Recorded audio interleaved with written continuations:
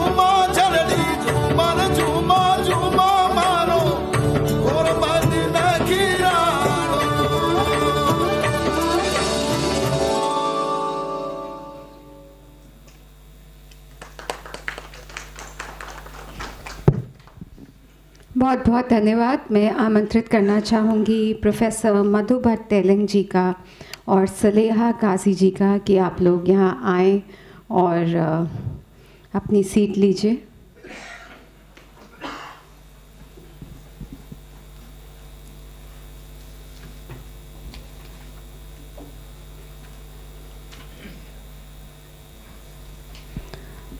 Desert Soul is an initiative of Rajasthan Forum along with ITC Rajputana to bring in front of you Rajasthani artists who've done exemplary work and who have brought the state onto the world map. We try our best to get artists who have performed, who have stated, and who have worked tirelessly to bring laurels to our state. और Rajasthan forum की इस कड़ी में आज जिनका नाम जुड़ा है वो है प्रोफेसर मधु भट्ट तेलंग जी। ज़ोरदार तालियां हो जाए। This series is presented by Sri Siemens. Madhu ji, जितना भी इनके बारे में बताया जाए, बोला जाए वो कम है। जयपुर में जन्मी प्रोफेसर मधु भट्ट तेलंग जी गायकी की राजस्थान की प्रथम महिला गायिका हैं। आप एक सुशिक्षित कलाकारा हैं और आपने हिंदी साहित्य एवं संगीत विषयों में प्रथम श्रेणी एवं स्थान के साथ स्वर्ण पदक प्राप्त किया है। आपने संगीत विषय में डॉक्टरेट उपाधि प्राप्त की है।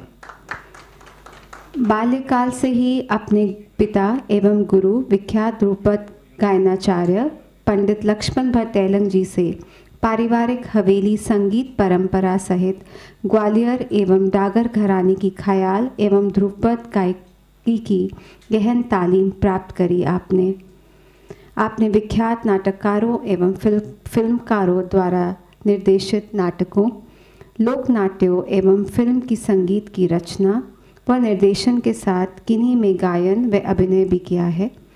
आपको संस्कृति मंत्रालय भारत सरकार द्वारा वर्ष 2022 में ध्रुपद गुरु नामित किया गया और इसके अंतर्गत आप छात्रवृत्ति प्राप्त विद्यार्थियों को तालीम प्रदान कर रही हैं।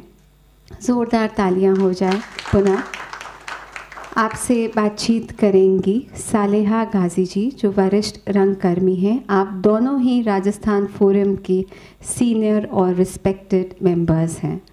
बहुत बहुत धन्यवाद आप सभी का आज इस श्रृंखला में हासिल होने के लिए। हम आपको ये बता दें कि यहाँ पर करीबन 40 मिनट की एक कॉन्वर्सेशन रहेगी। उसके बाद आप जो सवाल चाहें मधु जी से पूछ सकते हैं। जनरली क्या होता है कि हम कॉन्वर्सेशन में इतना ज़्यादा इनग्रॉस्ड हो जाते हैं कि फिर सवाल रह जाते हैं। तो मैं आप सब से यही रिक्वेस्ट करूँगी कि अच्छा लगता है जो यहाँ पर आर्टिस्ट बैठते हैं कि आप भी उनसे कोई ना कोई सवाल पूछें। तो सालेहा जी, आपकी कॉन्वर्सेशन के बाद आप थोड़ा सा समय एक ओपन हाउस सेशन का ज़रूर दीजिएगा। Please sit back and enjoy the session. Thank you अपरा जी। आप सभी वरिष्ठगण यहाँ मौजूद हैं और सभी अपनी अपनी क्षेत्र की दिग्गज हस्तियाँ हैं। तो बेशक सबसे पहले आप मुझे एक बार इजाज़त दे दें तो हम बातचीत का सिलसिला शुरू करें। अभी आपने अपरा जी के ज़रिए और बेशक इनविटेशन कार्ड के माध्यम से भी ये जाना कि आज हम किन से रूबरू होने जा रहे हैं। और यूँ भी कहते हैं कि हर आदमी में होते हैं 10-20 आदमी, हर आदमी में होते हैं 10-20 आदमी, जिसको भी देखना हो कई बार देखना। क्योंकि आप सभी जानते हैं कि ये एक शास्त्रीय संगीत की ऐसी क्लिष्ट विधा से जुड़ी हुई हैं। आप इन्हें एक प्रख्यात गायिका के रूप में जानते हैं, लेकिन आज इस इंटरव्यू के ज़रिए हम सभी ये जानना चाहेंगे कि वो नन्ही मधु जिन्होंने 5 साल की उम्र से ही इस विधा का प्रशिक्षण लेना शुरू किया और आज प्रोफेसर डॉक्टर मधु भट्ट तेलंग बनी है और आप सबकी अजीज़ भी हैं, क्योंकि अपनी सादगी, अपनी स्वाभाविकता और अपनी सहजता के कारण वो जानी जाती हैं। तो आइए शुरू करते हैं सवालों का सिलसिला और सबसे पहले यही जानते हैं कि 5 बरस की मधु ने क्या कभी सोचा था कि वो प्रोफेसर डॉक्टर मधु भट्ट तेलंग बनेंगी और राजस्थान की पहली महिला ध्रुपद गायिका बनेंगी। पुरुषों के एकाधिकार को, उनके वर्चस्व को इस क्षेत्र में तोड़ेंगी और इस गायन विधा को विदेशी सरजमी तक भी अपने नवाचार के साथ लेकर जाएंगी।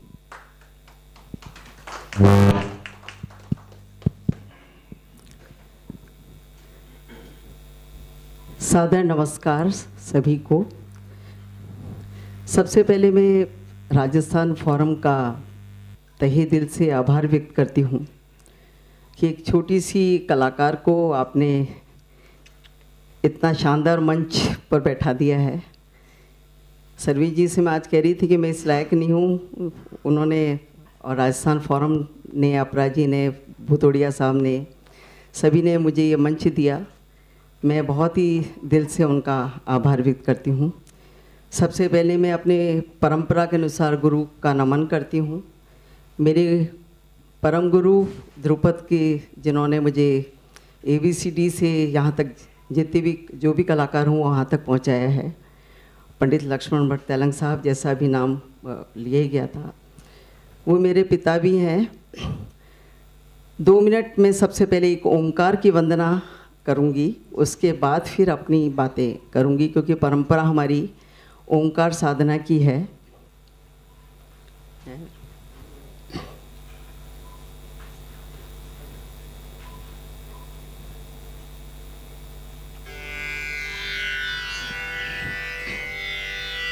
आवाज है कहाँ पर? आदि शंकराचार्य जी की स्तुति है ये।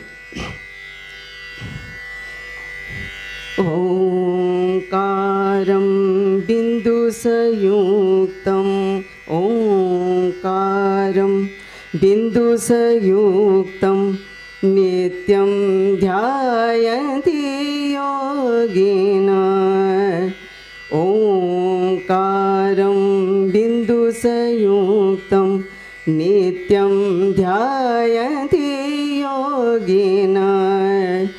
कामदं मोक्षदं चैव, कामदं मोक्षदं चैव ओंकाराय नमो नमः, नमो नमः। ओंकारं बिंदुसंयुक्तं, बिंदुसंयुक्तं, बिंदुसंयुक्तं।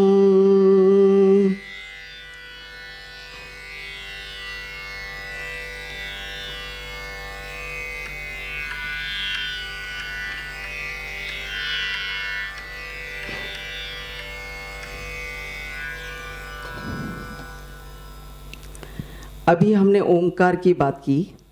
अकार, इकार, उकार, मकार, इसके समन्वय से ये, जो कि हमारी भारतीय वाङ्मय का ये बहुत बड़ा प्राण तत्व है ओंकार, और उसी नाद ब्रह्म की जो ध्रुपद गायकी परिचायक है, उसी की मैं एक छोटी सी साधिका हूँ।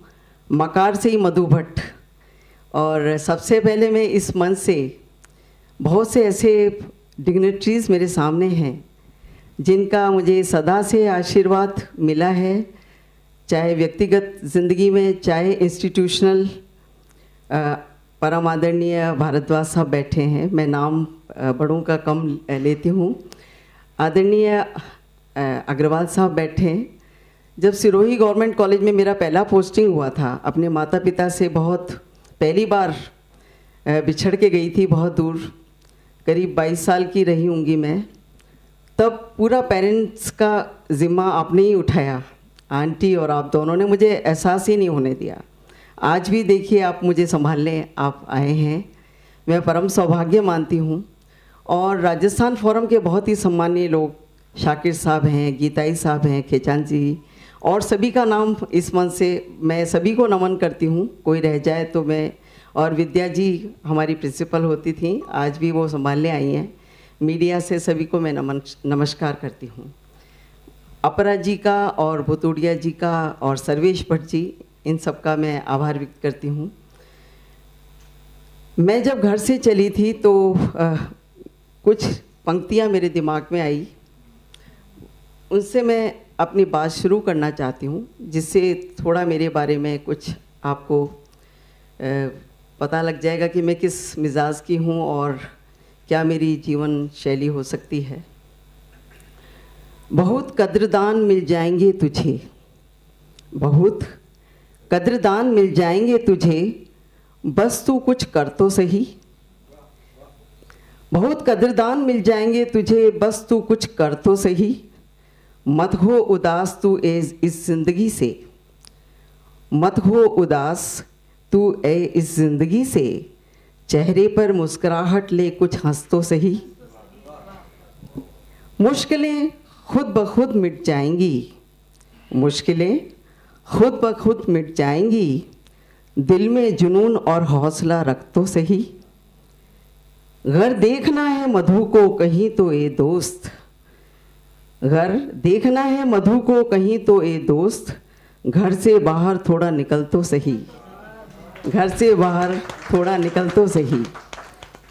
मेरा कार्य क्षेत्र समाज है, मैं समाज के बीच में ही सीखती हूँ, वहीं आनंदित रहती हूँ। घर पे मेरा साधना क्षेत्र है और बाकी मेरा कार्य क्षेत्र आप सभी अजीज़ हमारे आदरणीय लोगों के बीच में जिनसे मुझे दुआएं मिलती हैं, आशीर्वाद मिलता है। मैं 2 मिनट की एक बहुत छोटी सी पीपीटी आप पहले से चलाना चाहती हूँ, उसके बाद फिर मैं अपनी बातचीत का सिलसिला आगे ले जाऊँगी। इसमें मेरी पूरी एक्टिविटीज़ हैं।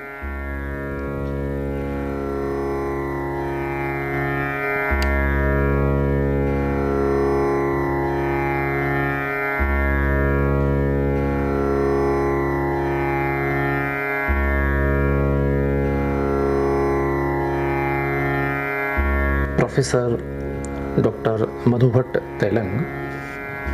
मधुर है इनका व्यवहार, धुन है ध्रुवपद की सवार, भक्ति शक्ति का सुंदर समन्वय सरोकार, टले ना इनका निश्चय हर बार, तासीर है इनकी ध्रुवपद नवाचार, लगती हैं आप सरस्वती सी साकार, गर्वित हैं हम इनका देखकर व्यक्तित्व निर्विकार।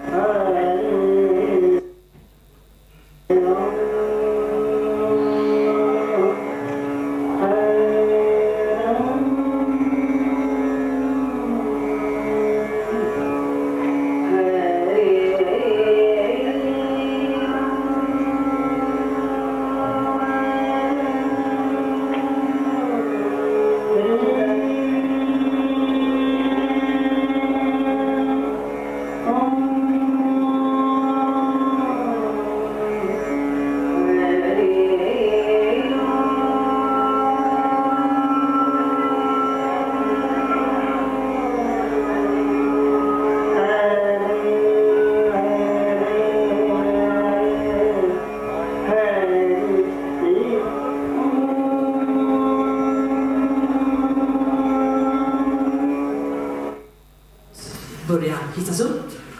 Och det är dags för vår sista konsert, som är en grupp.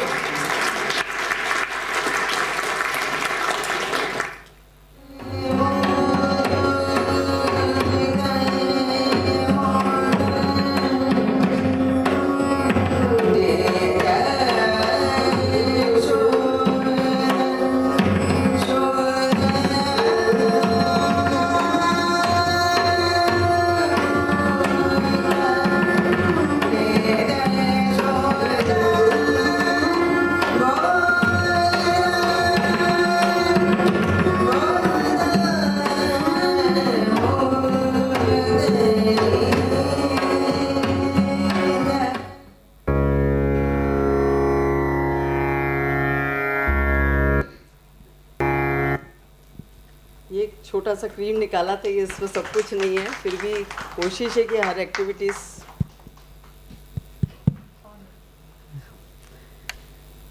अब मैं आपका जो क्वेश्चन था उस पर आती हूँ। सही बात है कि पिताजी ने बहुत छोटी सी उम्र में, 5 साल की उम्र में, सिर्फ हमारी एक परंपरा रही है कि जब बड़ी बहन वगैरह जब बैठते हैं सवेरे, उसके साथ छोटे बच्चों को बैठा दिया जाता है, चाहे वो वहाँ सो जाएं चाहे बैठ जाएं। संस्कार लाने वाली बात। तो मैं अपनी बड़ी बहनों के साथ 4 बजे हमारे पिताजी हमको उठा देते थे, और मेरी जो माँ थी वो 3:30 बजे उठती थी, हमसे पहले हमारी माँ उठती थी, और वो चाय वगैरह पिलाकर सब कुछ हमको बैठा देती थी। पिताजी ने सिर्फ हमको कभी ये नहीं कहा कि इससे नाम शोहरत कुछ लेनी है, सीखो, सिखाने के लिए हमको सिखाया। और कभी हमारे जहन में आया भी नहीं कि हमको इससे बहुत नाम शोहरत वगैरह सब कुछ लेनी है, सिर्फ हमको ज्ञान अपना लेना है। ज्ञान के लिए हमको बैठाया गया। बड़ी बहनों ने भी, उसके बाद हमने, हमारे बाद हमारे छोटों ने, ये परंपरा सतत चल रही और आज तक भी विद्यमान है। पिताजी भी हैं, माँ चली गई, किंतु वो परंपरा अभी भी चल रही है। किंतु ये मानिए कि जब 13 साल की जब हुई और वनस्थली विद्यापीठ में मेरे पिताजी पढ़ाते थे, उस समय की बात मैं कर रही हूँ, करीब करीब ये 40-45 साल पहले की बात रही होगी। उस समय वनस्थली विद्यापीठ में दान चंदे से वनस्थली विद्यापीठ जब आता था गवर्नमेंट से, तब सैलरीज वगैरह होती थी। तो मुझे उस समय काफ़ी शिक्षकों को परेशानी उठानी पड़ती थी। सिर्फ वो लोग पढ़ाते रहते थे और जब आती थी सैलरी हो जाती थी। तो कुछ बचपन से ये एक जिम्मेदारी का मुझे एहसास अपने आप ही आ गया कि मुझे कुछ करना है, मुझे भी कुछ पारिवारिक रूप से जितना भी जो भी मेरे से बनता है मुझे संबल देना है। हम लोग 6 बहन 1 भाई। तो उस समय बहुत कम स्कॉलरशिप्स निकलती थी, आर्ट एंड कल्चर की बहुत बरसों बाद कोई स्कॉलरशिप निकली थी। तो मेरे ही दोस्तों ने मुझे बताया कि आप इस स्कॉलरशिप को भर सकती हैं, क्योंकि आप अब गाना बजाना अच्छा कर रही हैं, सीख रही हैं, आप लोगों के लिए ये फर्दर ट्रेनिंग के लिए है। तो मैंने उस स्कॉलरशिप को भरा और रवि शंकर जी के परम शिष्य उमा शंकर जी, हमारा पंडित उमा शंकर मिश्र जी मेरा इंटरव्यू लेने आए थे। प्रोफेसर सुमति मोटाटकर जी जो आगरा घराने की बहुत बड़ी लीजेंड हैं, वो भी ध्रुपद, उन्होंने भी थोड़ा सा जो ख्याल के साथ उन्होंने भी ध्रुपद वगैरह भी सीखा, क्योंकि आगरा घराने में ध्रुपद ख्याल दोनों होता था। और विद्याधर व्यास जी, पंडित नारायण राव व्यास जी के सुपुत्र, बहुत बड़ा नाम है, तानसेन अवार्ड है, बहुत हमारे एक तरह से वो भारतीय शास्त्रीय संगीत की धरोहर हैं ये लोग। वो मेरा इंटरव्यू लेने आए थे और पहली बार मेरे पिताजी से मैंने कहा कि मुझे आप ध्रुपद गाते हैं, उनकी गायकी मेरे अंदर कब आत्मसात हो गई, क्योंकि रात रात भर मेरे पिताजी रियाज़ करते थे। सवेरे उठ कर उनकी गोदी में मैं लेट कर सब सुनती थी, तो मेरे को उनकी जो गायकी थी वो अंतर्मन में अपने आप ही समाहित हो गई, एक तरह से कहिए।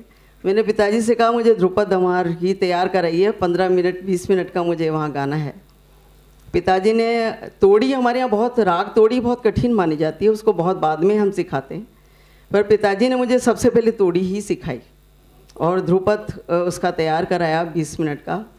मैं गाई तो सब हतप्रभ देख रहे थे, मैं खूब गमक वगैरह भी लगा रही थी और गा रही थी। तो उन्होंने कहा, बाबूजी से कहा कि ये तो बहुत ही बड़ा आप काम कर रहे हैं, क्योंकि राजस्थान में तो कोई बच्चियां गाती नहीं है ध्रुपद, और ये इस बच्ची को आप सिखाओ, ये ध्रुपद धमार के लिए अच्छा काम कर सकती है।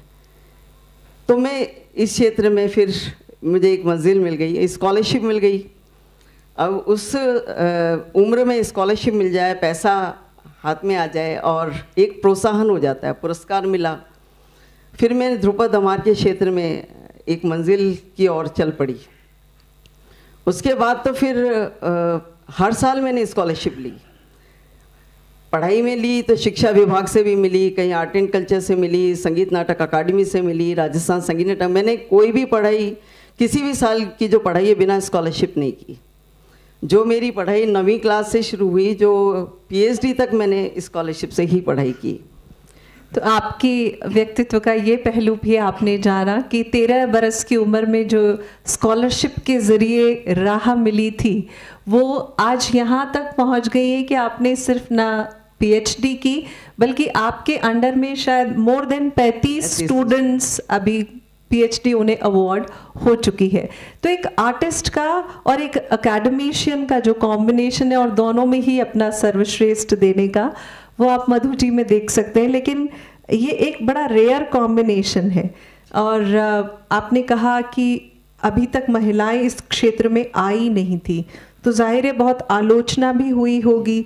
तो उसको कैसे आपने साधा? हर कलाकार का यूँ अपना संघर्ष होता है, लेकिन एक महिला कलाकार और इस पुरुषों के क्षेत्र में आने पर आपका क्या संघर्ष रहा? देखिए, संघर्ष तो मेरा बचपन से ही काफ़ी चला है, क्योंकि एक तो पुरुष प्रकृति की कोई गायकी को अपने कंठ पे उतारना बहुत कठिन काम है। जाहिर है स्वास्थ्य को लेकर भी उतार चढ़ाव काफ़ी रहे, उसके लिए दमखम भी जुटाया मैंने, क्योंकि गमक लगाना कोई आसान काम नहीं है और पखावज के साथ गायन होता है, गाना बजाना होता है। 2-2, 2.5 घंटे की कंसर्ट होती है, वो भी ओपन साउंड का जो पखावज होता है उसके साथ काम करना होता है और खुला काम करना होता है। तो वो सब चला, एक अपने प्रकृति के खिलाफ थोड़ा सा अपने को तैयार किया, तो वो तो एक अपने से एक संघर्ष था, वो किया ही था। स्टेज पे लाने, जब मैं पहले पिताजी के पीछे ही गाती थी, आपने भी अभी भी देखा कि मैं पिताजी के पीछे ही गा रही हूँ। स्टेज पे गुर मेरे पिताजी ने ही मुझे सिखाए, और लगभग मैं 13-14 साल की थी तब से मैं पिताजी के पीछे जाया करती थी। वो उन्होंने मुझे मतलब सारे जितने बड़े कंसर्ट थे इंडिया के, सब जगह साथ ही लेके गए और पीछे मुझे बैठ कर के आवाज़ लगाना सिखाते थे, वहाँ पर ही लय के साथ खेलना सिखाते थे। और मेरे पिताजी के साथ कोई भी दुनिया का पखावजी नहीं होगा। अब तो ये ट्रेंड हो गया कि अपना ही तबला वादक लोग ले जाते हैं, अपने ही सारे साजिंदे ले जाते हैं। हमारे पिताजी के साथ मैंने कभी भी कुछ प्लान नहीं देखा। कभी कुदव सिंह जी के घराने के बैठते थे, कभी नाना पानसे जी के घराने के बैठते थे, कभी अयोध्या के बैठ जाते थे। सारे लीजेंड्स वो सब पखावजी मेरे पिताजी के साथ बजाते थे और मैं उनके साथ खेलती थी। बचपन भी था तो पिताजी मुझे छोड़ देते थे कि अब इनके साथ खेलो। तो वो सब पिताजी के साथ मैंने गुण सीखे। मैं महाराष्ट्र में गा रही थी मेरे पिताजी के पीछे। मैं बताना चाह रही हूँ कि मेरी स्टेज पे भी मुझे लाने वाली एक महिला ही है, और वो बहुत दिग्गज महिला है जिनका नाम है प्रोफेसर प्रेमलता शर्मा जी, जो ओंकारनाथ जी की शिष्य हैं और पहली शास्त्रकार हुई हैं। उन्होंने जब मुझे मंच पर, मैं पिताजी के साथ गा रही थी महाराष्ट्र में, तो उन्होंने मुझे आके कहा, पिताजी को कहा कि इस लड़की को अलग से गवाओ, आज इसको हम इंडिविजुअल मंच पे सुनना चाहते हैं, अकेले ही सुनना चाहते हैं। आपके पीछे तो हमने सुना, पर इसको अकेले गवाइए। कभी सोचा ही नहीं था मुझे ऐसा गाना है। और सारे बड़े लोग जो डागर घराने के सारे लीजेंड्स हैं, या दरभंगा घराने के लोग हैं, मथुरा घराने के लोग हैं, विष्णुपुर घराने के लोग हैं, सारे उस्ताद पंडित लोग बैठे थे। और वहाँ मेरे साथ पखावज पे थे नाना पानसे घराने जी के पंडित लक्ष्मी नारायण पवार साहब, बहुत बड़ा नाम था। वो मेरे साथ पहली बार संगत उन्होंने की। जब उन्होंने पहला धाम मारा तो एक बार तो मैं चित्त हो गई मैंने कहा कि बहुत ये इतने नामचीन, और उसके बाद मैंने कहा कि भाई ये तो इज़्ज़त का सवाल है पिताजी की, जो भी अब हमको इस लायक मान के स्टेज पे बैठाया, फिर होश संभाला और फिर जो हमने काम किया है, उन्होंने बहुत आशीर्वाद दिया। प्रेमलता जी ने कहा कि इस बच्ची को गवाइए। उसके बाद हमारा एक सिलसिला शुरू हो गया, किंतु वो बात होती है ना कि एक लेडीज़ का बहुत क्योंकि उस क्षेत्र में लेडीज किस उम्र में हुआ था आपका पहला पब्लिक कॉन्सर्ट जो हुआ था? इसमें भी फोटो है जिसमें मेरे पिताजी मेरे साथ तांपरा ट्यून कर रहे हैं। कभी गुरु तांपरा अपने शिष्य के साथ स्टेज पे नहीं बैठ के बजाते हैं, अब ट्रेंड चेंज हो गया। मेरे पिताजी ने पहली बार तांपरे पे खुद ही बैठे और मुझे संबल देने के लिए, तो वो 21 साल की मैं रही होंगी तब मैं एक इंडिविजुअल रूप से स्टेज पे बैठ करके एक बड़े मंच पे गाने का काम मेरा, वो संगीत नाटक अकादमी का प्रोग्राम था जी। और महाराष्ट्र में हुआ था, वो अंबेजोगाई एक जगह है वहाँ पर। उसके बाद आलोचनाएं तो बहुत हुई हैं कि गमक को ऐसा लगाना चाहिए, ऐसा इसका वॉइस का टेक्निक होना चाहिए, सब बहुत चला है। पर मेरे को बहुत अच्छा लगा कि उस्तादों ने मुझे काफ़ी सिखाया भी, मतलब उन्होंने काफ़ी जो नसीहत मिलती हैं या वो जो कुछ मार्गदर्शन देते हैं उससे मैंने अपने में काफ़ी सुधार किया और बहुत सुधारा अपने को। और इस क्षेत्र में एक्चुअली बहुत मांझना पड़ता है अपने को। कब तय कर लिया कि खुद को साबित करना है इसी साधना पर आधारित जो गायकी है उसमें? बिल्कुल, मैं तो साबित तो पहले से ही, मैं तो चुनौती वाली मेरा एक नेचर रहा है कि जिस क्षेत्र में कहते हैं ना कि महिला नहीं कर सकती, वो क्यों नहीं कर सकती, बस में ये होता था। मेरे पिताजी ने भी पहले कहा था कि ध्रुपद बहुत कठिन क्षेत्र है, इसको आगे तक कैसे ले जाओगी, किंतु मैंने कहा नहीं बाबूजी, कुछ भी असंभव नहीं, मैं मेहनत करूँगी। और आपको मैं बताना चाहती हूँ इस मन से कि पूरे जीवन में मैं जो सोई हूँ 3-4 घंटा, पूरा जीवन मैंने आज तक भी वही मैं 3-4 घंटे का मेरा सोना है। मैं ना दिन में सोती हूँ ना मैं रात को जितना भी सोती हूँ 3-4 घंटा, 4 बजे उठ के रियाज़ करती हूँ। और मैंने कभी 3-4 घंटे से ज़्यादा नींद नहीं निकाली। मेरे फैकल्टी मेंबर्स भी यहाँ कुछ बैठे हैं, वो जानते हैं। रात को यदि वो 12 बजे कोई डिपार्टमेंट की बात करते हैं, मैं पूरी एनर्जी से बात करती हूँ। कुछ लोग सवेरे अर्ली मॉर्निंग 4 बजे बात करते हैं, 5 बजे, तो भी मैं पूरी एनर्जी से उनसे बात करती हूँ। तो ये संगीत की शक्ति है। तो मैंने ठान लिया था, इसलिए मैंने काफ़ी उसके लिए अपने को तैयार किया, मेहनत की, रात भर मैंने रियाज भी किया। तो ठाना था तभी मैं आगे चली। और यानी हम कह सकते हैं कि कोमल है, कमज़ोर नहीं, शक्ति का नाम ही नारी है, क्योंकि भक्ति रूपी जो विधा है उसी को आप शक्ति के साथ निभा रही हैं। हम बात कर रहे हैं कि एक महिला कलाकार होने के नाते आपकी क्या चुनौतियां रही? क्योंकि वैसे हम बात करते हैं कि हर क्षेत्र में पुरुष और महिला बराबर है, जेंडर इक्वालिटी की, लेकिन ज़मीनी हकीकत कुछ और होती है। तो एक महिला कलाकार होने के नाते अपने कुछ आपके संघर्ष रहे? जी देखिए, एक तो महिलाओं के लिए ये संघर्ष होता है कि किसी उस्ताद के पास जाना पड़ता है, वो मेरे साथ नहीं हुआ। वो एक संघर्ष, बहुत बड़ा संघर्ष होता है कि महिलाओं को किसी और उस्ताद के पास जाके रहना हो, सीखना हो। उस तरह का संघर्ष मुझे नहीं झेलना पड़ा। पर मैं आपको बता दूं कि हमारे यहाँ जो भी घर में जितने भी मेंबर्स हैं, सब एक तरह से ये कहिए कि अपने टाइप के संत टाइप के लोग हैं, अपनी साधना में व्यस्त रहते हैं, मस्त रहते हैं। मुझे दुनिया में घूमना पड़ा, अकेले घूमना पड़ा, क्योंकि उन्होंने कहा कि यदि आपने मंजिल पकड़ी है तो आपको इसके लिए खुद ही जूझना होगा। पिताजी उन्होंने मुझे मंचों पर तो जगह जगह लेके गए, किंतु जहाँ मेरी इंडिविजुअल प्रोग्राम है उन्होंने मुझे खुद तैयार किया। और मेरी माँ को मैं यहाँ पर याद करना चाहूँगी।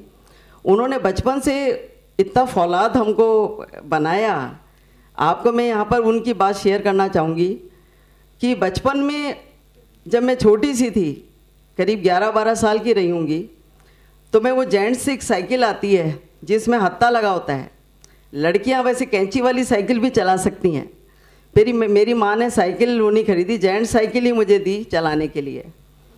मैं उसमें बैलेंस बना करके दोनों पैडल्स पे इसको चलाती हूँ, फिर बैलेंस पकड़ के उस पर हत्थे पे से दूसरा पैर लगा करके दूसरे पैर पे साइकिल पर बैलेंस बना कर साइकिल चलाती थी। और उस ज़माने में वनस्थली विद्यापीठ में गैस वगैरह कुछ नहीं होती थी, कोयले वगैरह लाने होते थे, सीढ़ी जलती थी, तो बहुत दूर होती थी टाल जहाँ हमारा मकान था पुरानी वनस्थली में। तो मैं 20-30 किलो कोयले बोरी में बांध करके उसको अपनी साइकिल में पीछे लगा करके और उसी साइकिल पे आती थी, पीछे लगा लेती थी और वो पैडल मार मार के दूसरा पैर उस साइड ले जाती थी। आटा पिसा के लाना, हमारे उस ज़माने में मेरी मम्मी ने कहा कि आटा भी तुम ही पिसा के लाओगे। और गेहूँ उस ज़माने में ये पैक नहीं आते थे आटे के, तो गेहूँ भी वो गांव से आता था, बीनते थे, धोते थे, फिर उसको पिसाने ले जाती थी। 1-2 बार पीपा गिर गया वो साइकिल के चक्कर में। तो घर आए तो मैंने सोचा कि शायद मुझे माफ़ कर दिया जाएगा, परंतु मेरी धुनाई भी लगा दी। वो इसलिए लगा दी कि एक तो आपके हाथ पैर में चोट लग जाएगी, आपको अपने को बचाव करना है, तो आप पैदल क्यों नहीं उठा करके चली आई। और दूसरा उनको ये लगा कि ये वहाँ वनस्थली में एक तो क्या था कि सामान भी हमको निवाई से लाना पड़ता था, तो उन्होंने कहा कि ये आगे से सचेत रहे, इसलिए इसको पहली बार तो डांट लगा दी जाए, इसके बाद ये आगे से गलती ना करेगी। कहने का मतलब ये है कि मेरी माँ ने हमें इस लायक बनाया कि हम अपनी समस्याओं के साथ खुद जूझ सकें, खुद अपने को तैयार कर सकें। उन्होंने कभी हमको कोमल नहीं कहा कि अरे ये लड़कियां नहीं कर सकती, रसोई मत बनाओ। तो देखा आप सभी कला प्रेमियों ने कि कितनी तन्मयता के साथ, वैसे तो स्टेज पे अपने परफॉर्म करने में अलग अंदाज होता होगा, लेकिन अभी अपने बचपन को खुद ऐसा लग रहा है कि रीलिव कर रही हैं अपने पिताजी की कंट्रीब्यूशन को, अपनी मदर को। तो हम यही कहेंगे कि सख्त राहों में भी आसान सफ़र लगता है, सख्त राहों में भी आसान सफ़र लगता है, ये मेरी माँ की दुआओं का असर लगता है। आज माँ नहीं है लेकिन उनका आशीर्वाद आपके साथ है। ये पारिवारिक कंट्रीब्यूशन की बात हुई, लेकिन इससे इतर मधु जी हम आते हैं अब इस गायकी की ओर कि क्या आपके कंधों पर एक बड़ा जिम्मा है, आप एक लेगेसी को लेकर चल रही है। आपके पिताश्री जो हैं पंडित जी दुनिया के वरिष्ठतम ध्रुपद गायकों में से और उस्तादों में से जाने जाते हैं, तो आपके ज़िम्मे ये भी है रवायत, और इसके अलावा ऐसी गायकी जहाँ श्रोताओं की बाढ़ नहीं है, एक बहुत ही ख़ास टेस्ट के लोग हैं जो इसके लिए अपना जुड़ाव रखते हैं। तो ऐसे में क्या आपको नज़र आती है चुनौतियाँ? देखिए कि अभी तो मैं राजस्थान से शुरू होती हूँ, बीच का समय ऐसा आया कि जो है ध्रुपद में कोई यूनिवर्सिटी कॉलेज में ध्रुपद सिर्फ एक ऑप्शनल सब्जेक्ट के रूप में ही था, यहाँ पर स्टूडेंट्स नहीं थे, प्लस जितने भी जो इसके साधक थे वो सबों को अपने किसी न किसी कारण से बाहर जाना पड़ा। उस समय ध्रुपद को संभालना बड़ा मुश्किल था, तो मेरे पिताजी ने उस समय इंटरनेशनल ध्रुपद धाम ट्रस्ट, पहले वो रसमंजरी संगीत उपासना केंद्र वनस्थली से चलाते थे, जहाँ बड़े बड़े हमारे यहाँ जो गुणीजन आते थे जयपुर से या इंडिया से या विदेश से भी, वनस्थली में उनको हमारे घर पे बुलाते थे। मेरे पिताजी उनकी सेवा शुश्रूषा हमसे ही कराते थे और उनका गाना बजाना हमारे घर पे होता था और हम बच्चों को सुनवाते थे, वो उनका आशीर्वाद लो।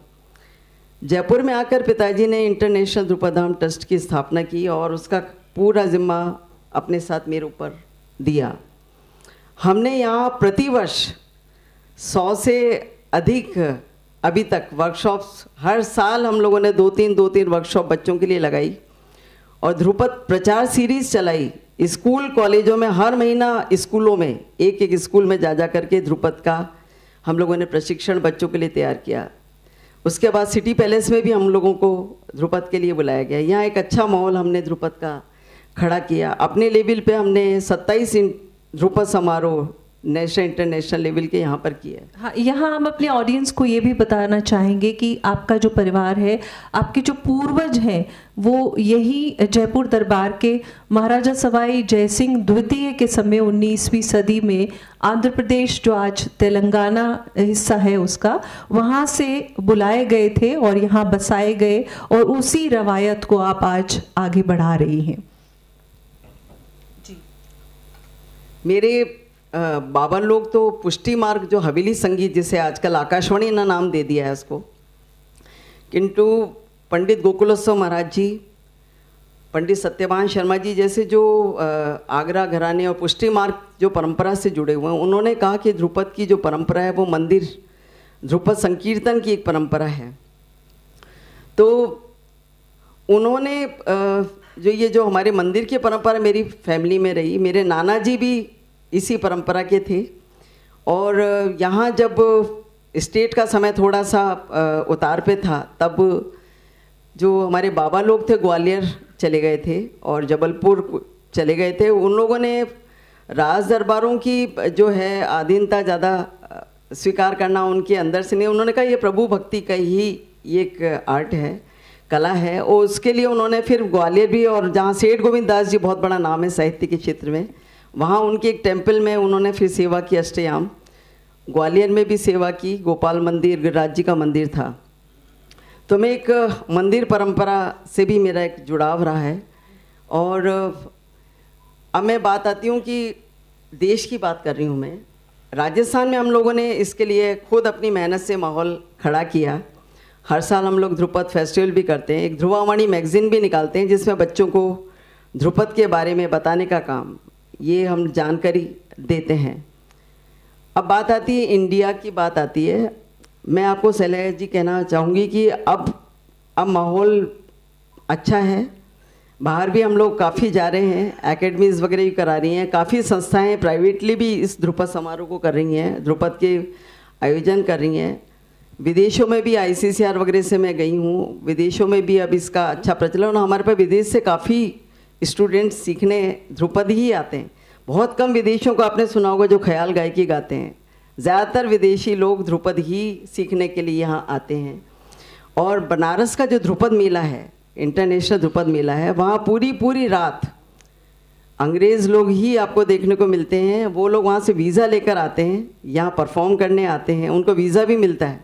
और बनारस में ध्रुपद तीर्थ नाम की एक जगह गवर्नमेंट ने ही बना दी है, तो वहाँ ध्रुपद मेला होता है। तो इसका एक प्रचलन अब बहुत अच्छा इस समय देश और विदेश के स्तर पर है।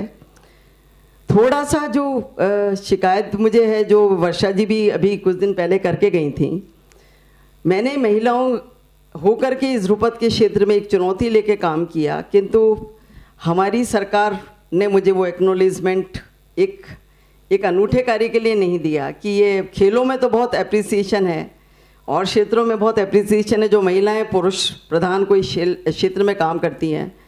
कभी गवर्नमेंट के द्वारा मुझे यहाँ से एप्रिसिएशन इस तरह का नहीं मिला कि आप एक अद्वितीय कार्य कर रही हैं, इसलिए हम आपको इस तरह के अवसर दें या खुद ही प्रमोट करें चला करके। तो इस तरह का यहाँ से एप्रिसिएशन थोड़ा कम है। और अभी भी मैं कहूँगी कि पुरुषों को ध्रुपद के क्षेत्र में बहुत ज़्यादा अवसर हैं।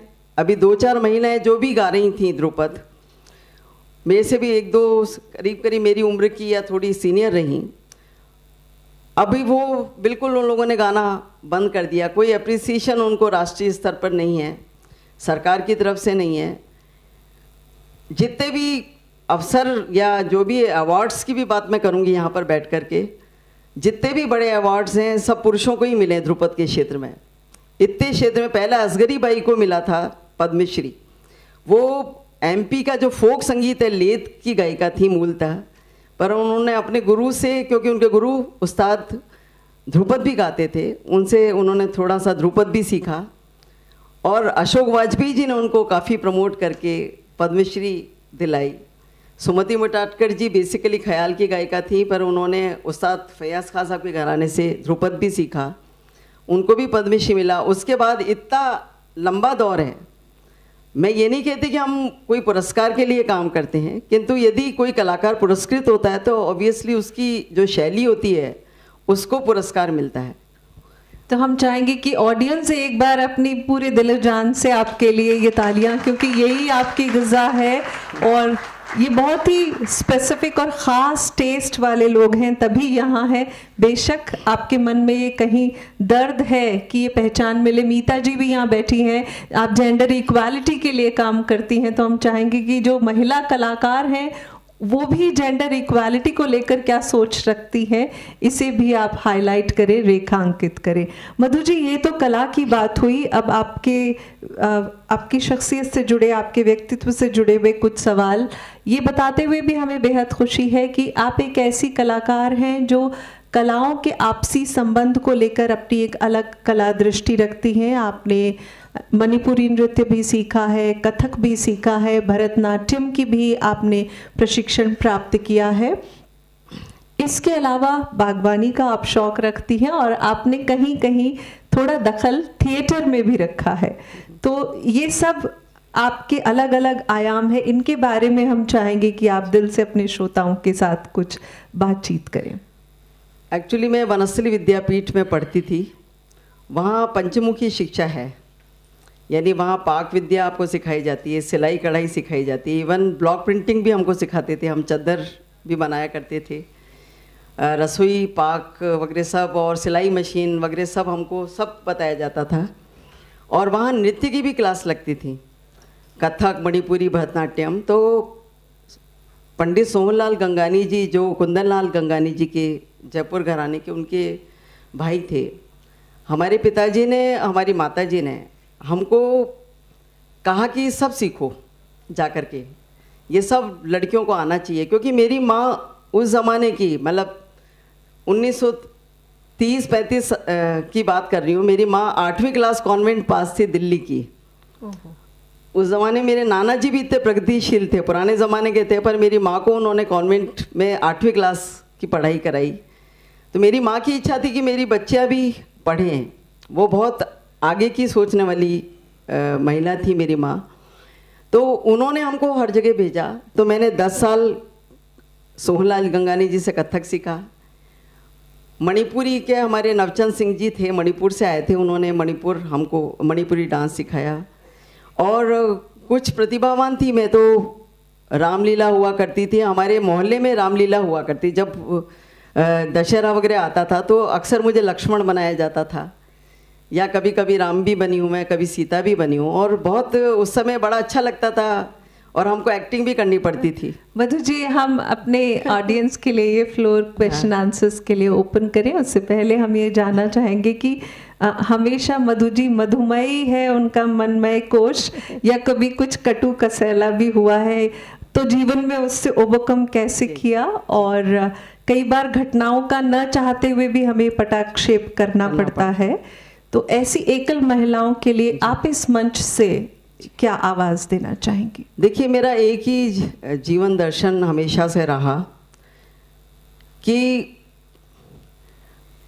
हमको कहिए कि एक तो जो अपना जो व्यक्तित्व है उसमें एक भारीपन रखना चाहिए, कभी भी एक सोबरनेस रखनी चाहिए, कभी भी हल्का अपने को नहीं होने देना चाहिए।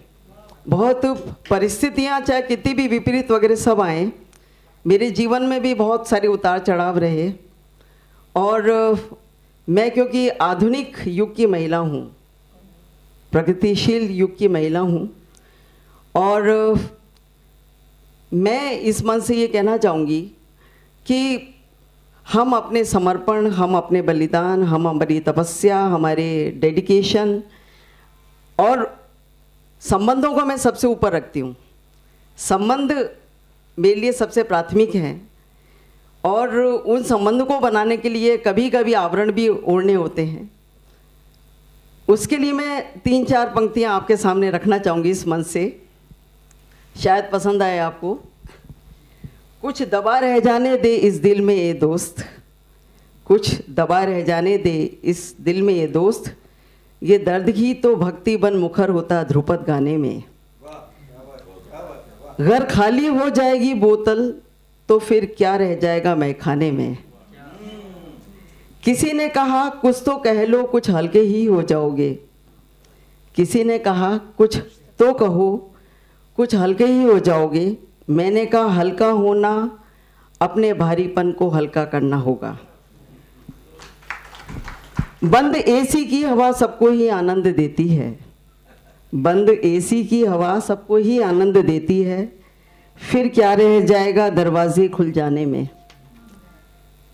ये मधुमेह झूठ ही तो है जो हम सबको जिलाए रखता है रोज़ खूबसूरती से। ये मधुमेह के नाम से मैं कभी कभी रचना करती हूँ।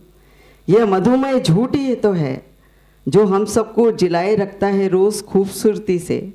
घर जिस दिन बोल दिया सबने सब सच, घर जिस दिन बोल दिया सबने सब सच, तो सब कुछ खत्म हो जाएगा इस ज़माने में। तो बहुत सारी बातें हमको रखनी पड़ती है अपने व्यक्तित्व में थोड़ा, परंतु मैं इस प्रगतिशील में अभी बात कर रही थी, हमारे त्याग को हमारी कमज़ोरी मान करके हम किसी शोषण के दंश को मैंने कभी स्वीकार नहीं किया। और जो सच के साथ मेरे साथ चला है ज़िंदगी में, चाहे किसी रूप में मेरी ज़िंदगी में आया, सच के साथ मैं बहुत डेड ऑनेस्ट की कोशिश करती हूँ कि मैं अपने को बिल्कुल डेड ऑनेस्ट और रखूँ, स्ट्रेट फॉरवर्ड हूँ मैं। और मैंने अपने जीवन में जो भी मेरे, चाहे मेरे स्टूडेंट आए, चाहे किसी भी रिश्तेदार के रूप में या किसी भी रिश्ते के रूप में मेरी ज़िंदगी में आया, वही लोग आज तक मेरे साथ बचे हैं जिसने मेरे साथ डेड ऑनेस्ट रूप में मेरा साथ निभाया। और मैं यही कहती हूँ, मैं अकेलापन बहुत खूबसूरत चीज़ है। मैं आपको कहना चाहती हूँ कि अकेलापन बहुत ख़राब चीज़ नहीं है। अकेलापन में तो हम अपने को देखते हैं, अपने अंदर झांकते हैं, अपने को पहचानते हैं, कुछ ऐसा क्रिएशन करते हैं कि हम खुद भीड़ में नहीं खोते बल्कि भीड़ हम में खो जाती है। हम कुछ भीड़ के लिए तैयार करते हैं उस अकेलेपन में।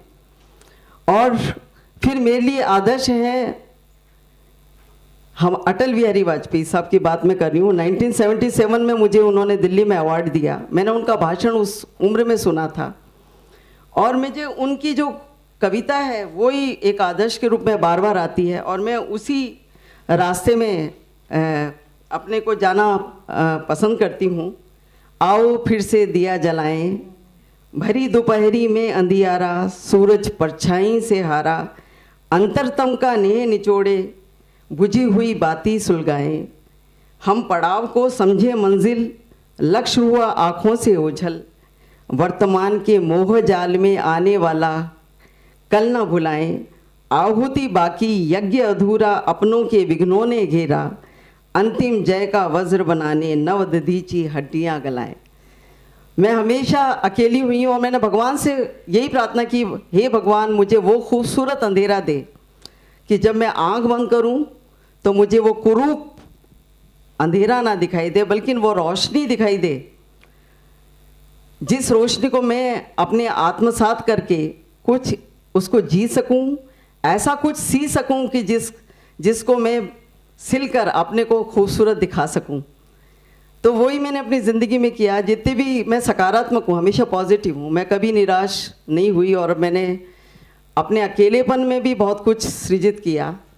इस मंच से मैं यही कहूँगी कि हम किसी भी परिस्थिति में ना घबराएं, अपने व्यक्तित्व में भारीपन रखें, संजीदापन रखें और हम हर परिस्थिति में अपने को कभी अपने स्तर को गिरने ना दें। परिस्थिति, बुरी परिस्थिति आती है परंतु उससे हम संतुलित होकर के निपटना जाने, यही इंसानियत है। हम चाहेंगे कि ऑडियंस के भी जो सवाल है वो आप मधु जी से कर सकते हैं।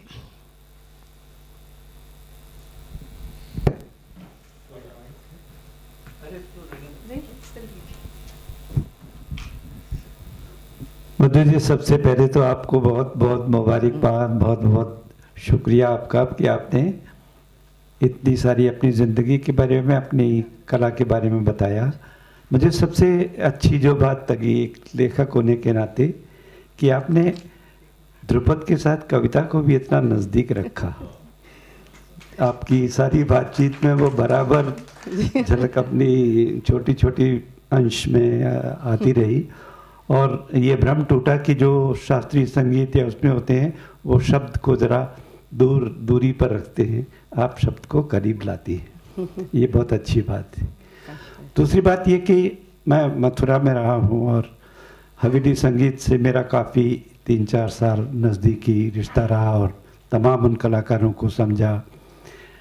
तो एक तो ध्रुपद गायकी जो है वो हवेली संगीत से किस तरह से उनका कोई अंतर संबंध बनता है या बिल्कुल दोनों अलग मानते हैं।